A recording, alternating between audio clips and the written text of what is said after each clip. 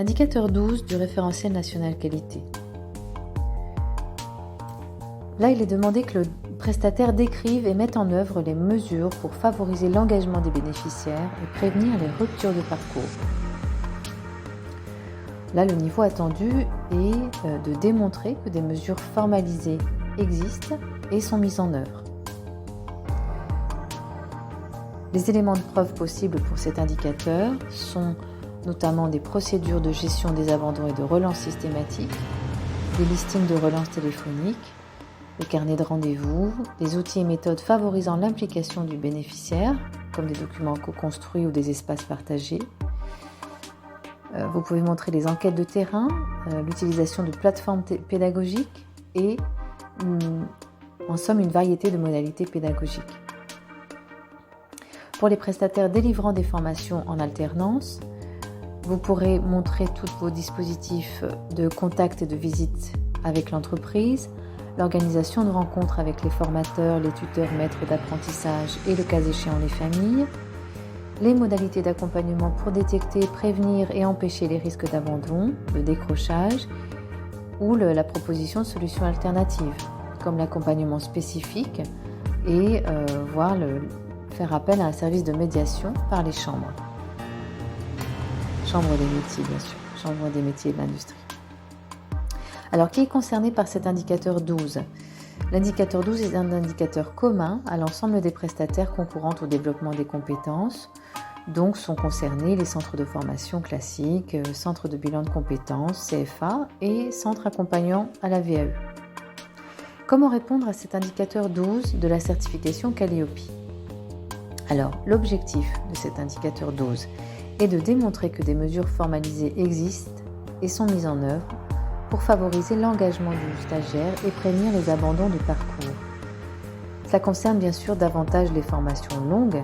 Donc pour un organisme qui ne propose que des formations courtes sur une durée de 2 jours par exemple, qui ne déplore aucun abandon de stagiaire, alors cet indicateur pourrait être non applicable. Quelles sont les preuves possibles que vous pouvez présenter ? Afin d'identifier les supports concernés dans votre système documentaire, vous pouvez par exemple vous poser la question « Comment favorisons-nous l'engagement des stagiaires dans leur parcours de formation ? Avons-nous eu récemment des abandons et comment y avons-nous remédié ?» Des dispositions spécifiques sont à mettre en place dans les CFA, selon l'article L6231-2 du Code du travail.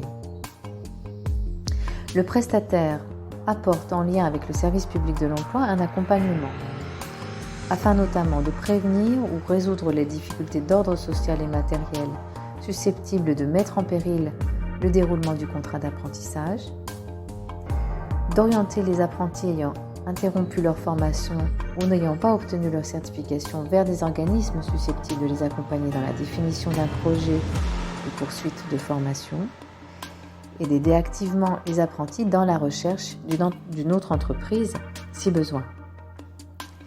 Pour les autres prestataires, vous pouvez présenter tout document qui prouvera que vous rappelez aux stagiaires leurs engagements, depuis la simple convocation à parfois même des engagements contractualisés. Je l'ai observé dans le secteur de l'enseignement des langues étrangères notamment, où le stagiaire ne prend parfois pas la mesure de l'investissement en temps que va lui demander l'apprentissage d'une langue étrangère.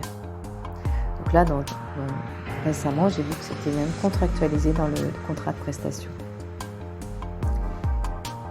Le guide donne d'autres exemples de preuves comme une procédure de gestion des abandons et de relance systématique que là vous pourrez créer, la mise en place d'un listing prouvant les relances téléphoniques, le carnet de rendez-vous ou des outils et méthodes favorisant l'implication du bénéficiaire comme des documents co-construits, des espaces partagés, les enquêtes de terrain, l'accès à une plateforme pédagogique, la variété des modalités pédagogiques qui permettront toutes de soutenir l'implication du stagiaire tout au long de sa formation. Là encore, vous l'aurez compris, ça concerne vraiment les formations longues qui nécessitent un investissement important du stagiaire.